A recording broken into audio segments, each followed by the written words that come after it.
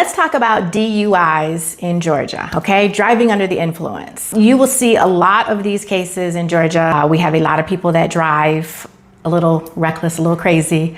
We have a lot of traffic on the street.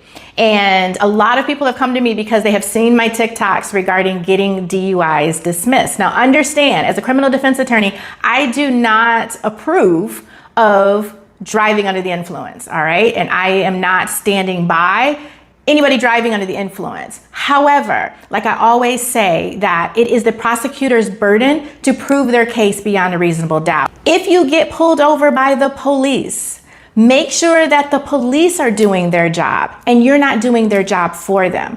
As a former police officer in Detroit for almost 10 years, I know how it works, all right? They'll stop you for speeding or expired registration or whatever it might be. They'll walk up to the car. The first thing they'll ask you, usually aside from your driver's license information, is, have you had anything to drink today? Or have you had anything to drink this evening? And of course, because you want to be honest with the police, you say, oh yeah, officer, I had a glass of wine like 4 hours ago.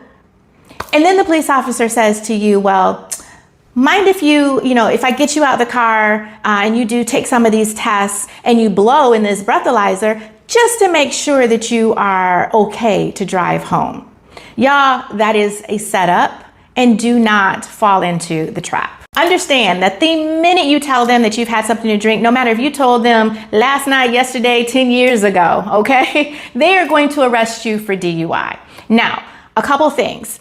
I always tell people, at the end of the day, you don't have to answer any questions from the police other than who you are. So identifying yourself and giving them your driver's license. You don't have to answer the question of, have you had anything to drink? Where are you going? Where are you coming from? Hold the police officer to his burden of probable cause on being able to articulate why he has arrested you for driving under the influence. So now, if you don't tell them that you had anything to drink, you end up not blowing, so they don't have actual stats on any sort of blood alcohol level, you have something more to be able to fight, or something for your defense attorney to be able to fight in court, and hopefully be able to get that case reduced down to something other than a DUI, like only, paying a fine for why they pulled you over, i.e. speeding.